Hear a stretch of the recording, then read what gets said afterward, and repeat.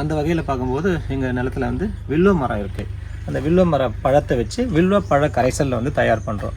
வில்வ பழ கரைசல் எதுக்காக நம்ம பயன்படுத்தணும்னு போகும்போது நான் இதை சில ஆராய்ச்சிகள் பண்ணேன். இவரின் தொலைபேசி எண் மற்றும் முழு வீடியோவுக்கு ₹119 செலுத்தி ஜாயின் பண்ணுங்க. ஒரு மாதத்திற்கு. இந்த கரைசல் வந்து பார்த்தாக்கா நெல்லுக்கு, பழ வகைக்கு, சிறுதானியங்களுக்கு, இந்த மாதிரி வந்து எலுமிச்சை, சப்போட்டா இந்த மாதிரி செடிங்களுக்கு நம்ம வந்து பயன்படுத்திக்கலாம். நல்ல ரிசல்ட் கொடுக்குது. அடுத்தபடியாக நாவல் பழ கரைசல். நம்ம சீசனில் வந்து நாவல் பழங்கள் வந்து கிடைக்குது. அந்த நாவல் பழத்தை வந்து நிறைய மரத்துலேருந்து விழக்கூடிய அந்த பழத்தங்கள்லாம் சேகரித்து நம்ம ஒரு ஒரு ஒரு ஒரு டப்பாவில் காற்று போகாத அளவுக்கு ஒரு டப்பாவில் போட்டு அந்த பழத்தை நல்லா நசுக்கி எடுத்து அந்த கொட்டையை மட்டும் தனியாக எடுத்துட்டு, ஸோ இது வந்து மீன் அமிலம். மீன் அமிலம் வந்து 15 கிலோ மீன் கழிவு ப்ளஸ் 18 கிலோ நாட்டு சக்கரை. அந்த மீன் கழிவை விட விட ஒரு 3 கிலோ வந்து எக்ஸ்ட்ரா போடும்போது நல்லா எஃபெக்டிவ் மாற்றம் கொடுக்குது. ஜீவாமிர்த கரைசல். இதில் ஜீவாமிர்த கரைசல் என்ன அப்படின்னு பார்க்கும்போது நாட்டு மாட்டு சாணம், கோமியம், தண்ணி, நாட்டு சக்கரை, நிலத்தினுடைய கைப்பிடி மண். அது மட்டும் இல்லாமல் இதுவாக கூட நம்ம இருவித்தலை தாவரத்தினுடைய பயிர் வகைகளினுடைய மாவு, ஏதோ ஒரு மாவு. ஓனர் வந்து பயிரை வைக்க முடியாதுன்ற மாதிரி சொன்னாங்க. ஆனால் இதில் வந்து பாரம்பரிய நெல் பயிர் வச்சு ஈல்டு எடுத்துருக்கிறேன். நல்லா சக்ஸஸ்ஃபுல்லாக நம்ம இயற்கை வழியில் வந்து பண்ணியிருக்கேன். வணக்கம், என் பேர் சுகுமார். புள்ளலூர் கிராமம், காஞ்சிபுரம் மாவட்டம். இயற்கை விவசாயம் 5 வருடங்களாக பண்ணிகிட்ருக்கேன்.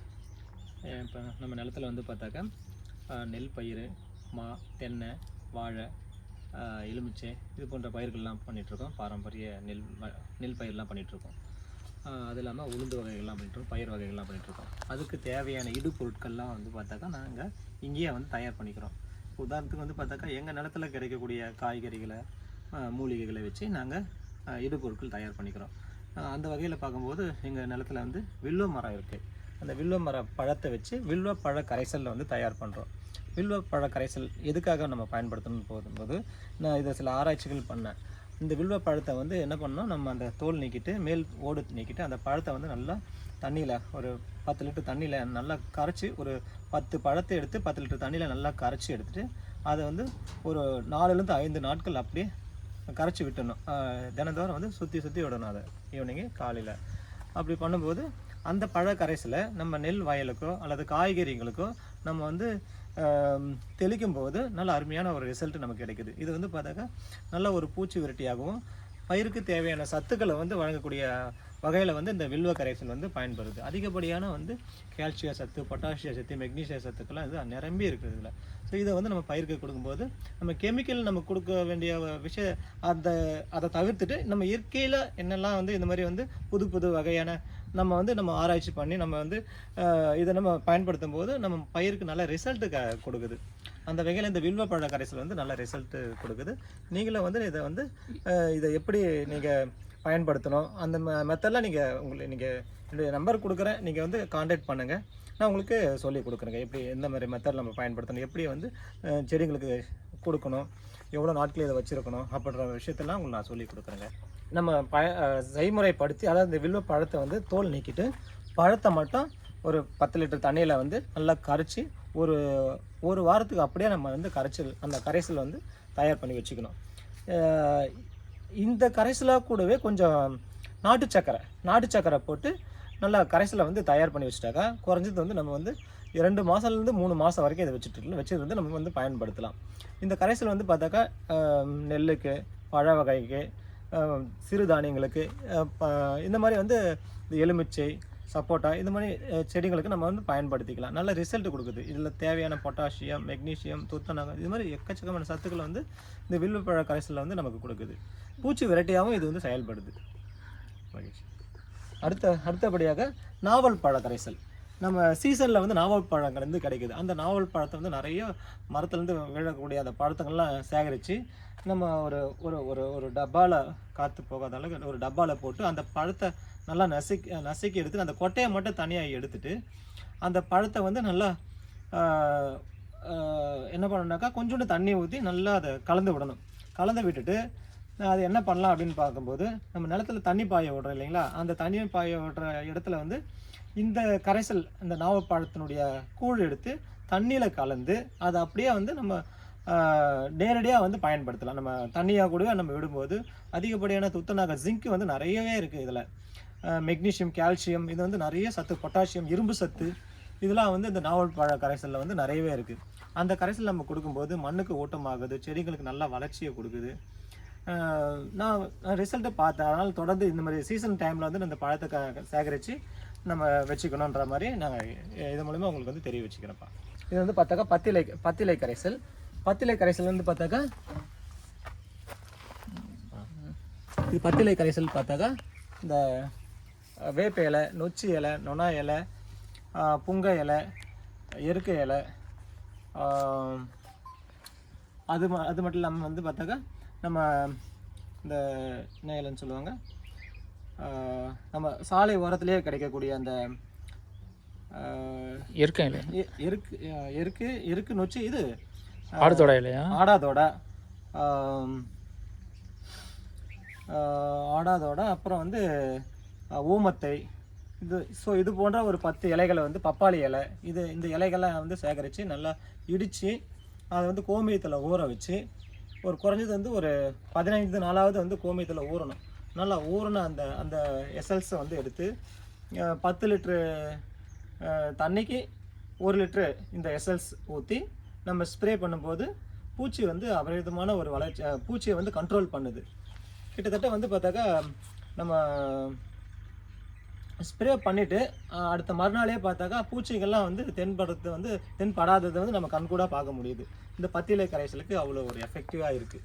ஸோ இது வந்து மீன் அமிலம். மீன் அமிலம் வந்து 15 கிலோ மீன் கழிவு ப்ளஸ் 18 கிலோ நாட்டு சக்கரை.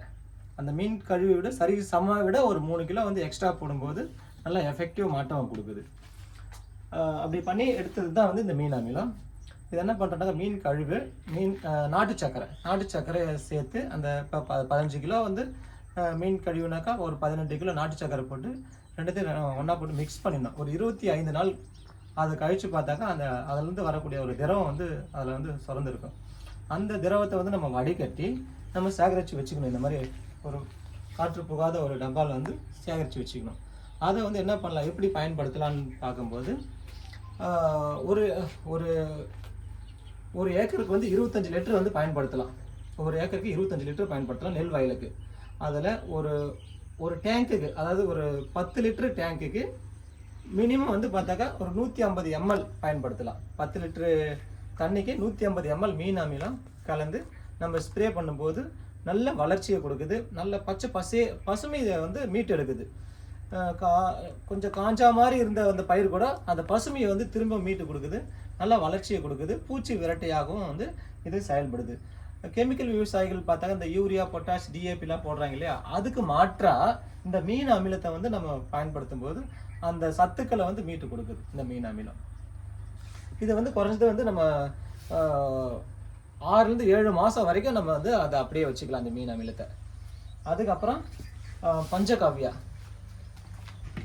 இது பஞ்சகாவியா வந்து பார்த்தாக்கா மாட்டு மூலயமா வரக்கூடிய ஒரு 5 பொருட்கள், அதாவது மாட்டு சாணம், கோமியம், நெய், பால், தயிர், இந்த 5 பொருட்களை வச்சு பஞ்சகாவியா தயார் பண்ணி வச்சுருக்கோம்.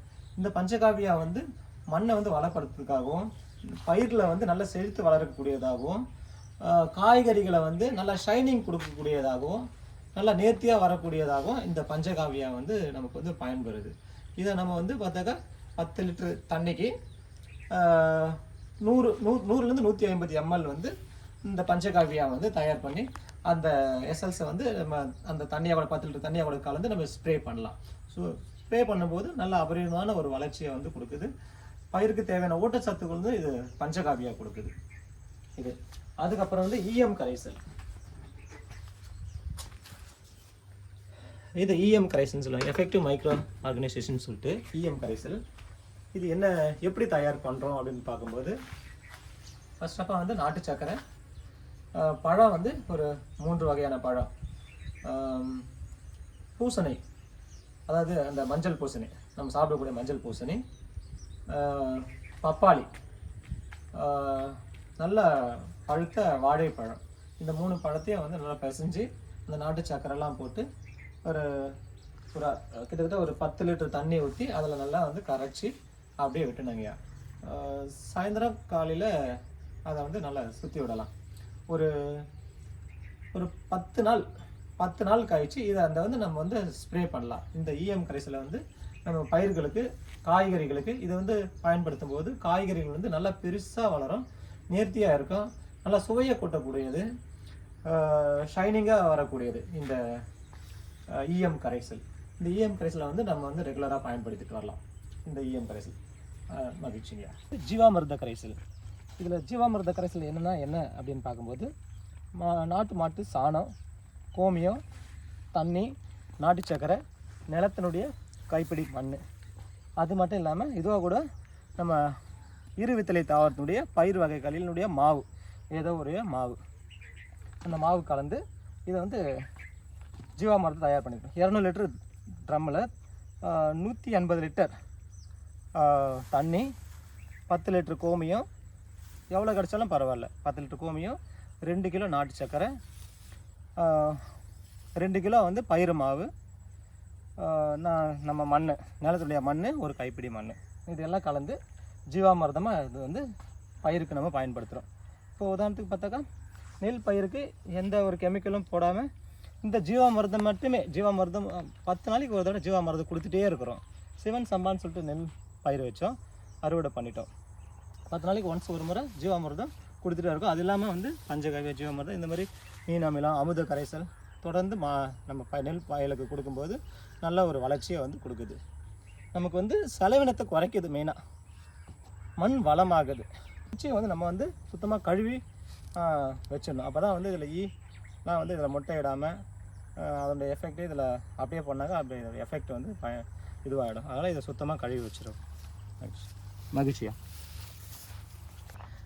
புள்ளலூர் கிராமத்தில் 2 ஏக்கரில் வந்து இந்த ஃபார்ம் ஹவுஸ் வந்து இருக்குது. இதில் வந்து பிரதானமாக பார்த்தாக்கா தென்னை வந்து பயிரிட்டுருக்கோம். இதில் வந்து ஓனர் வந்து பயிரை வைக்க முடியாதுன்ற மாதிரி சொன்னாங்க. ஆனால் இதில் வந்து பாரம்பரிய நெல் பயிர் வச்சு ஈல்டு எடுத்துருக்கிறேன். நல்லா சக்ஸஸ்ஃபுல்லாக நம்ம இயற்கை வழியில் வந்து பண்ணியிருக்கேன். இதில் வந்து பார்த்தாக்கா சிவன் சம்பான்னு சொல்லிட்டு நெல் பயிர் வச்சேன், ஒரு 50 சென்ட்டு அறுவடை பண்ணிட்டேன். அதுக்கப்புறம் வந்து சீரக சம்பான்னு சொல்லிட்டு, வாசனை சீரக சம்பான்னு சொல்லிட்டு சீரக சம்பா இப்போ அறுவடைக்கு தயாராகுது. இன்றைக்கி அறுவடை பண்ண போகிறோம். அது மட்டும் இல்லாமல் இதுக்கு முன்னாடி வந்து உளுந்து சாகுபடியெலாம் இந்த ஊடு பயிராக நான் இந்த தென்னை மாக்கு இடையில ஊடு பயிராக பண்ணேன். நல்ல ஹீல்டு கிடச்சிது, நல்ல வருமானமும் நமக்கு வந்து நிறைவாக இருந்தது. அடுத்த கட்டமாக வந்து மிளகாலாம் கூட இந்த பண்ணையில் பண்ணிகிட்டு இருந்தேன். மிளகா, கத்திரி, தக்காளி, வெண்டை, இது போன்ற பயிர்கள்லாம் வந்து பண்ணிகிட்டு இருந்தேன். எள், இதெல்லாம் பண்ணிகிட்டு இருந்தேன். நல்ல ஒரு சூழல் அமைந்த ஒரு இடம் இது. நம்ம பண்ணையில் வந்து என்னென்னலாம் இருக்குதுன்னு சொல்லிட்டு உங்களுக்கு காட்டுறேங்க. இது வந்து பார்த்தாக்கா நாட்டு வெண்டை, மர வெண்டைன்னு சொல்லுவாங்க இது. அப்புறம் வந்து தென்னை இருக்குது, கொய்யா இருக்குது, சப்போட்டா, வாழை,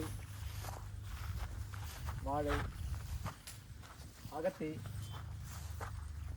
சக்கரவள்ளி கிழங்கு, சுண்டைக்காய், எலுமிச்சை, மா சொல்லி வச்சுருக்கேன்.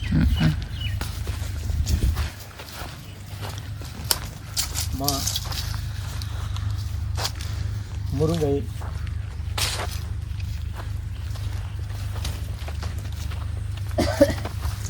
வாழை, பார்த்துவாங்க தண்ணி இருக்கு அப்படிங்களா. சீரக சம்பான்னு சொல்லிட்டு பண்ணுறோம். இந்த பிரியாணின்னுவாங்களே அதுக்கா? ஆமாம், அதுக்காக பண்ணியிருக்கீங்களோ? தான் இது. ஆனால் நாங்கள் பிரியாணி சாப்பிட மாட்டோம். சீரக சம்பா இன்றைக்கி அறுவடைக்கு தயாராக இருக்குது. இது எத்தனை சென்ட்டில் பண்ணியிருக்கீங்க? 50 சென்ட்டா? 50 சென்ட்டில் பண்ணியிருக்கேன். அப்புறம் வந்து மகோகனி, வேங்கை, சிம்மரம், இந்த மாதிரி மர வகைகள்லாம் வச்சுருக்கோம் உள்ள. இந்த 2 ஏக்கர் முழுசாக அப்படியே பயன்படுத்திருக்கீங்க? ஆமாம், எதுவும் மெயின் பண்ணாமல். இதில் 2 ஏக்கர் வருமானம் எடுக்கிறீங்களா? வருமானம் வந்துருதுங்க. என்ன எது மூலியமாக உங்களுக்கு வருமானம் கிடைக்குது? இதில் நெல் வருமானம் வந்தது, உளுந்து வருமானம் வந்தது. அப்புறம் வந்து பார்டரில் வந்து பார்த்தாக்கா மரவள்ளி கிழங்கு நல்ல வருமானம் கொடுத்தது. பார்டரில் சுத்தம் மரவள்ளி கிழங்கு வச்சுருந்தேன், அதில் நல்ல வருமானம். காய்கறி, கீரைகள்லாம் போட்டேன், அதில் பரவாயில்ல, நல்ல வருமானம் தான்.